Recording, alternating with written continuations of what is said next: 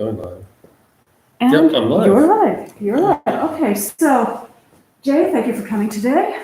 Pleasure. Thank you very much. We're right in the middle of the Giornate. It's a really busy time for you. And I'd like to know more about how you came to be director of the festival and what the Giornate means to you in particular. Okay, I'll answer the second question first, and that's the first time that I actually asked for accreditation for the festival was in 1987. No, in 1988. I had read about it probably in something like Sight and Sound when I was living in London at the time, and I thought this is where I need to be, and for various reasons it didn't happen. And it didn't happen, unfortunately, until 2001 that I finally actually managed to get here, which was a scandal to my mind that I waited so long, and I shouldn't have waited that long. But so the point of that is just to say that the festival has been on my radar for a very long time, and I think to many of us, it's a festival. It's the place that you hear about and want to go to, which I'm enormously proud that this is the legacy that David Robinson has handed to me. And I became director thanks to David.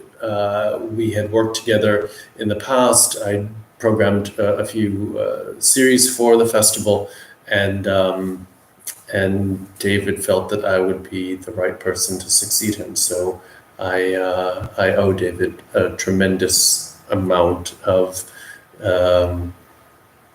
support in every way, emotional, intellectual. He's a mentor and a role model. He's one of the best role models, in my opinion. One of the things that I, for one, have always loved is that at the beginning of every festival, David stands on the stage and says, "Welcome home," and you've continued that. Yeah, I had to continue that. That for me, there was no. It's so meaningful because for so many of us, it's exactly what has been fostered at this festival. It's a sense of community. It's a sense of being able to share our passions with friends and colleagues and complete strangers who also share similar passions. I think we're all too familiar with how the public in general thinks about silent film and classic cinema in general as something that's irrelevant, something that is arcane, and we're all fighting against that idea, of course,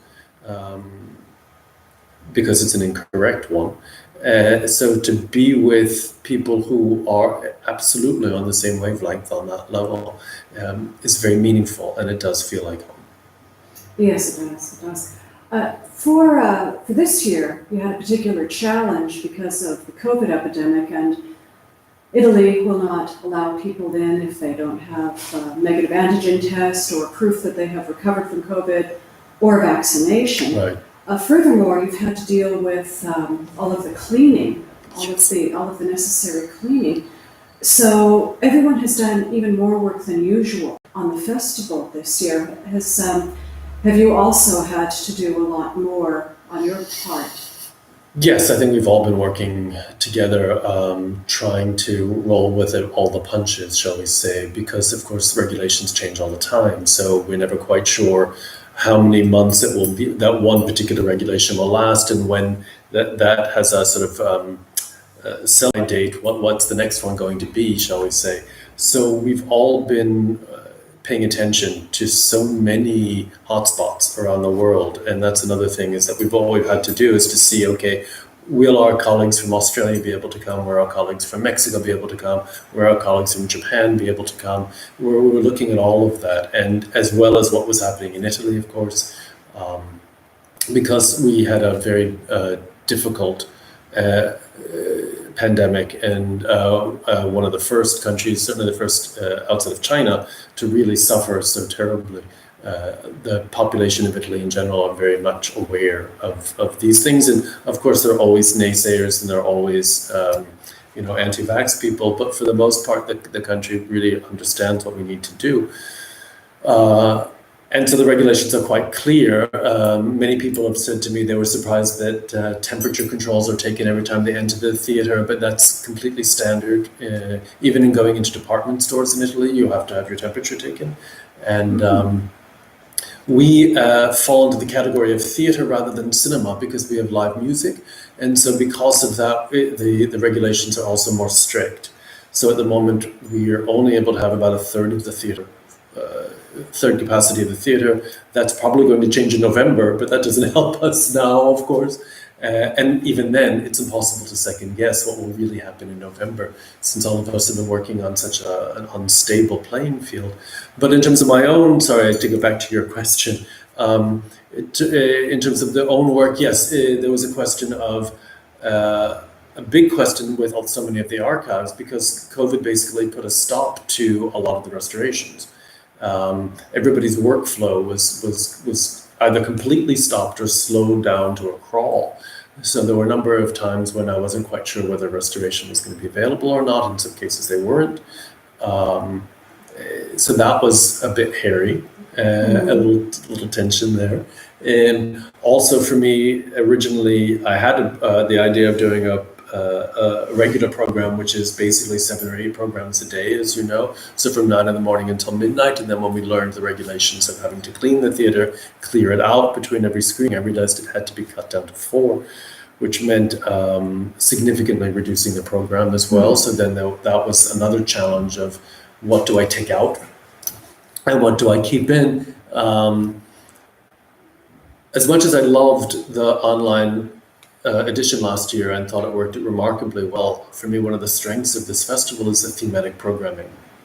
The idea of being able to deepen our knowledge of a particular country's output or actor or director or a theme, what have you. And that for me is so important. So to not have that last year, because it was impossible to do that in an online edition, it was painful. Whereas this year, I knew I had to go back to some kind of thematic programming. So it was a bit of a juggle, as I said, to figure out what to pull out, what to keep in. Some of that was made easier by learning what restorations were not going to be available. But still, there was a constant sense of what's the expression? Going with the punches, something like that. Rolling with the punches, thank you very much. And the staff have been amazing, just the amount of work that they've put in to find out what all the regulations are, find out the ticketing system as well, which of course made everybody want to tear their hair out because every festival has a different way of doing it. The one this year in the Venice Film Festival was very frustrating. The one in Locarno was very frustrating. The one in Cannes was very frustrating. Cinema Ritrovato had its kinks as well. And of course, I'm sure we have our kinks as well, but I'm happy that many people are saying, no, for the most part, it's actually been quite easy to use. So that's a relief. It also helps that we only have one theater. That's true. That's true. We haven't been seeing anything in Cinema Zero this year. No. And so that's something I, for one, have noticed, judging from past years and now. In past years, so the early years of the millennium, there were a great many sponsors of the festival, including airlines. And now there are about 5 or 6 sponsors, and they're all local. How could that change? Who else could help to sponsor the festival, or what would the festival like to see so that more people can be brought in, more movies can be shown, and so forth? It's an excellent question, and thank you for asking it. A number of shifts have happened over, I would say, the last 10 years or so. In Italy and elsewhere, it used to be that we would get far more money from banks. Banks in Italy were famous for sponsoring cultural events. They published exhibition catalogs. They did a huge amount, both regionally and nationally, and that has been whittled down over, I'd say, the last 10 years. We all know that the banks are just as rich, if not richer, than they ever were, but they're putting less money into culture. And so the majority of our support comes from the province, so from municipal support and government support. It's incredibly difficult to attract private sponsorship, and by private I mean sort of companies, that sort of thing, to a silent film festival, because everyone has in their head an idea of what that means. And again, it goes back to my least favorite word of all, which is relevant. Everything is relevant, but people have it in their heads, oh, this is old-fashioned, or it's a very, very small group of people, or what have you. And I'm convinced that there are ways of making everybody interested. It frustrates me, for example, that so many newspaper editors, when a journalist comes to them and says, oh, I want to write an article about it, they say, oh, nobody's going to be interested. Well, no, you can easily make it interesting. You can easily make bridges between past and present, and storytelling is eternal. There's so many exciting things and so many links that you can make. So it's a struggle to find the support that we want to find. And I'm hoping that as we move forward, we'll be able to network a little bit better on that, and get the budget back up again to what it should be, is what we would like it to be. It seems that the European Union, in terms of its cultural heritage and so forth, would want to give some money to this, because not only is it an important reminder of European culture as well as international culture, but it brings tourism to Italy. Absolutely, that's true. The problem with EU funding is that you have to prove that you have a certain percentage of titles that are European. And so every time I program, I think, do I have too many American films? So each time, if it whittles it down, often because you have to apply about over a year, I think, in advance for the next year's funding, I don't know what the program is entirely going to be. So I'm always concerned that, well, what if I don't make the cutoff, the percentage cutoff? And that's a problem. Also, as an American living in Italy, I also want to be sure that I don't program too many American films. I don't want to be seen as sort of pushing that too much. At the same time, they're very popular, and they're very known. So inevitably, I will get a very large crowd for an American film, and sometimes even more than for some others. That's not always the case, but there's often a buzz about it. And so I don't want to lose that either. On the other hand, there are several film archives in Europe that have particular American films, and nobody else has them. Yes. So even though it is an American film, it makes that particular archive look good. It increases their prominence. Absolutely, and a good example of that this year is Ham and Eggs at the Front, which comes from the Cineteca Italiana in Milan, a lost Warner Brothers 1927 film, which was discovered here in Italy. So yes, that happens all the time. We've shown other films, in fact, from the Cineteca Italiana, American films. They've got an extraordinary collection of Warner Brothers titles that only exist here, with Italian intertitles, of course, but fine. And so that's been great. And when those discoveries are made there, it's a joy. Oh, indeed, yes. I remember a few years ago, I believe it was 2013, when that supposedly lost Orson Welles footage turned up not just anywhere, but right here at Pordenone. Yes, exactly. The seat of the most famous silent film festival in the world. Yeah, no, that was a stroke of luck, and but also testifies to the cinephilic heritage of this region and the city in particular, with Cinema Zero, which isn't simply it's not simply a sort of theater where they show things, but they have a really extraordinary archive, and they've collected over the years. And so when that film was found, it was really quite almost a sort of adventure story to tracing how it wound up here. Do you have any particular silent films you would absolutely love to see found? Oh boy, there's so many. The Patriot, of course, the Ernst Lubitsch. I'd love if a complete print of the case of Lena Smith, the Sternberg film, was found. Those are two American films by non-American, well, Lubitsch, non-American director. There's an Albert Capellani film that stars Nanzimova that I'm dying to see, called Out of the Fog, and that's unfortunately lost. In fact, I can't even find the play that it's based on, which is strange, but maybe I need to look harder. Um,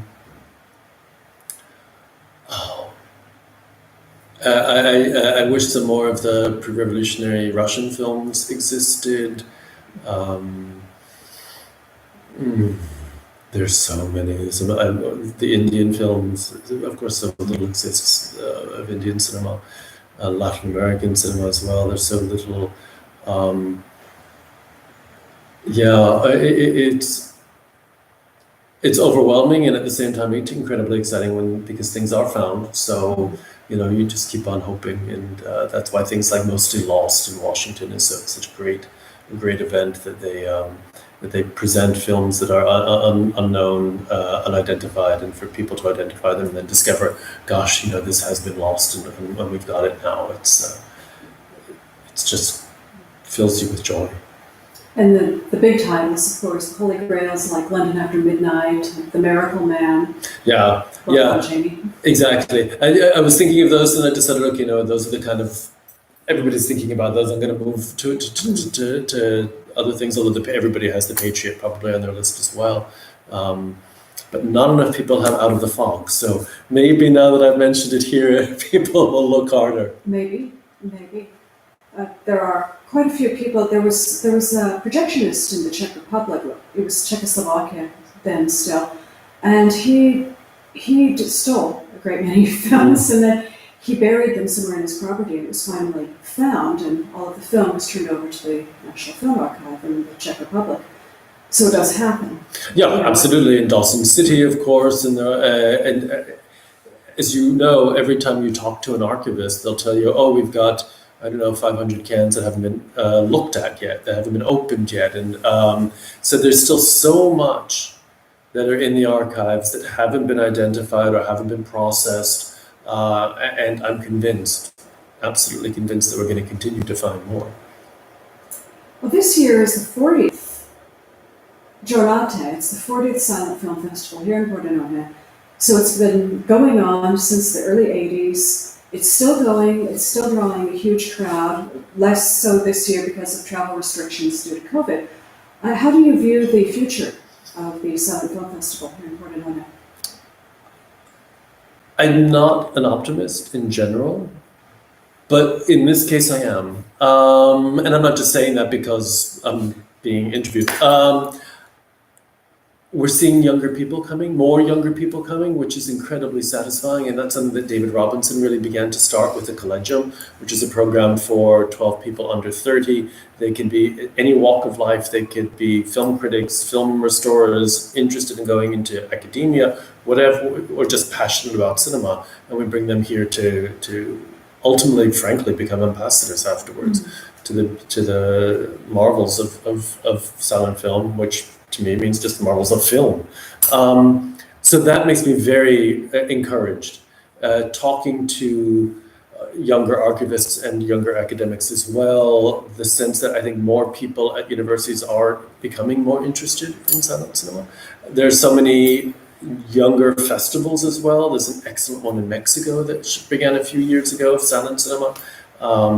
There's the Bonn-Stummfest. There's, of course, San Francisco. There are a lot of festivals in general of not specializing in silent film are showing more occasionally.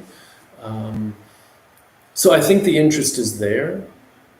It just needs to be broadened in a way, because I think you're getting the same people in those sorts of festivals who are going to them, and they're often drawn in by contemporary music, techno and that sort of thing, which I have a problem with.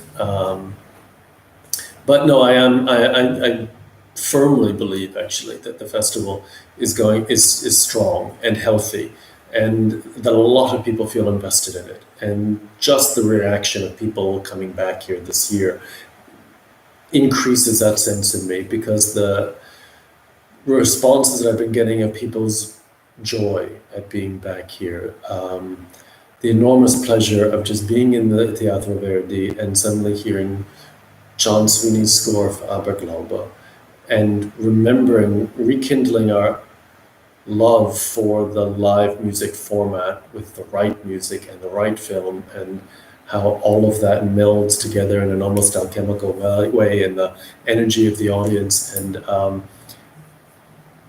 it just feeds us, and especially after the last 16, 17 months, it gives us back something that we've really lost. Or missed, let's put it that way, not lost, we missed it. And yeah. Is there anything else you'd like to talk about that I haven't mentioned?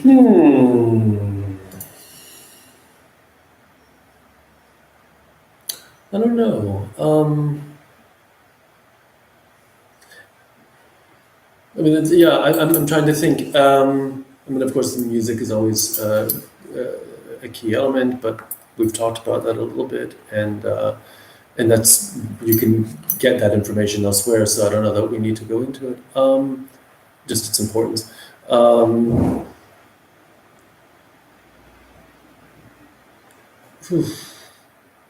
It's funny this year. Maybe I could just mention this because we opened the festival with The Purple Mask, and then a film which dealt with a quarantine, a comedy with quarantine. And yes, I did deliberately put that at the first screening for that reason. But then there have been so many films with masks, masquerade balls, and all that sort of thing. And people have said to me, "Oh, surely you meant to do that." And I said, "Actually, I didn't." And it's I find it very funny and very satisfying when these things suddenly happen that you don't anticipate, and maybe it's in the zeitgeist or whatever, and it happens subconsciously and all of that sort of thing. But when that happens, I love it when a program comes together and you think you know it really well, but then you're seeing things side by side and in an intense way, and they begin to speak to each other.